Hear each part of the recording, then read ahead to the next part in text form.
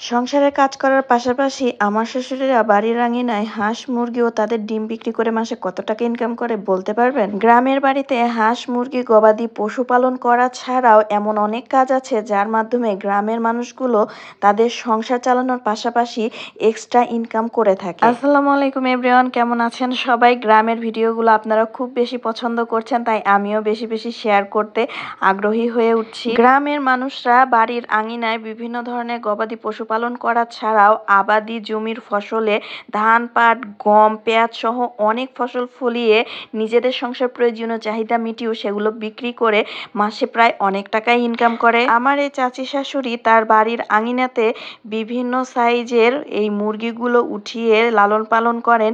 এছাড়াও সংসারের কিন্তু একটা মেয়ে মানুষের অনেক কাজ থাকে। সংসারের সমস্ত কাজের পাশাপাশি মুরগিগুলোকে সময় মতো খেতে দেওয়া, তাদের দেখাশোনা করা, এমনকি যারা কিনতে আসে তাদেরকে বিক্রি করার সকল দায়িত্বই তিনি এক হাতে পালন করেন।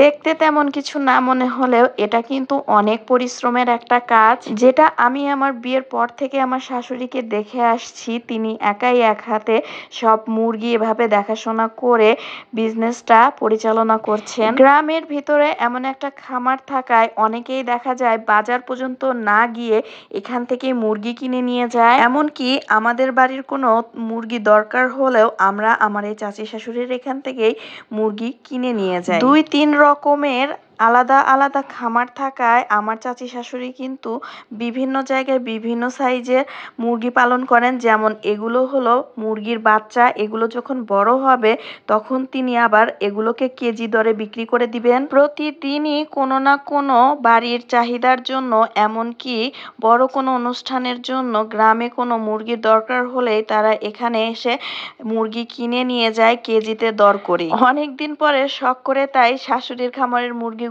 একটু ধরার চেষ্টা করছিলাম, আর এখনো কিন্তু একজন গ্রাহক এসেছে মুরগি নেবার জন্য। অনেক চেষ্টা করেও নিজে মুরগির বাচ্চাগুলো ধরতে না পারায় ওদেরকে দিয়ে একটা মুরগির বাচ্চা হাতে নিয়ে নিলাম।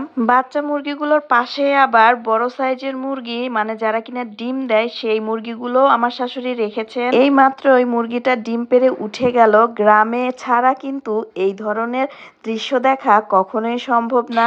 এভাবে প্রতিদিনই মুরগিগুলো ডিম দেয়, যেগুলো বাড়ির চাহিদা মেটানোর পাশাপাশি বিক্রি করেও আমার শাশুড়ি কিন্তু এক্সট্রা কিছু টাকা ইনকাম করে থাকেন। গ্রামে আমার আরো চাচি শাশুড়িরা থাকেন যাদের বাড়িতেও কিনা তারা এভাবেই হাঁস মুরগি লালন পালন করেন, এমনকি ডিম বিক্রি আর কবুতরও আছে যেগুলো বিক্রি করে তারা সংসার চালানোর পাশাপাশি এক্সট্রা করে ইনকাম করেন। গ্রামে নিজেদের বাড়ির আঙিনা বলেন, রাস্তার ধারে বলেন, বেশ কিছু পরিমাণ জায়গা পড়ে থাকে যেগুলোতে প্রত্যেকটা মানুষই কিছু না কিছু ফসল আবাদ করে। যেমন রাস্তার পাশের এই চারিদিকের কলা গাছে, প্রত্যেকটা কলা গাছেই দেখবেন কলা আছে, যেগুলো কিনা তারা নিজেরা খাওয়ার পাশাপাশি আবার বাজারে নিয়ে গিয়ে বিক্রিও করে। সবার বাড়ির আঙিনাতে কিছু না কিছু শাকসবজি থাকবে, যেমন এই লাউ গাছ, লাল শাক, পুঁই শাক, সবকিছুই তারা নিজের বাড়িতেই আবাদ করে থাকে। আর যখন সেগুলো চাহিদার পরিমাণে বেশি জন্মায় তখন সেগুলোকে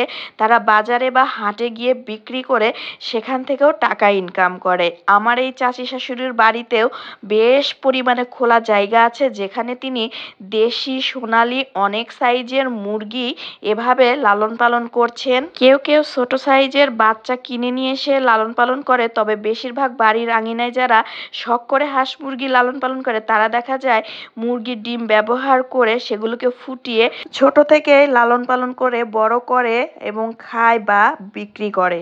এছাড়াও আমার এই চাচি শাশুড়ি ছাগল পালেন, হাঁস পালেন, হাঁসের বাচ্চাও ফুটিয়েছেন, সেই সাথে এরকম কবুতরও পালে, যেখান থেকে কবুতরও আবার বাচ্চা দেয়, যেগুলো বিক্রি করেও কিন্তু তারা মাসে কিছুটা টাকা ইনকাম করে।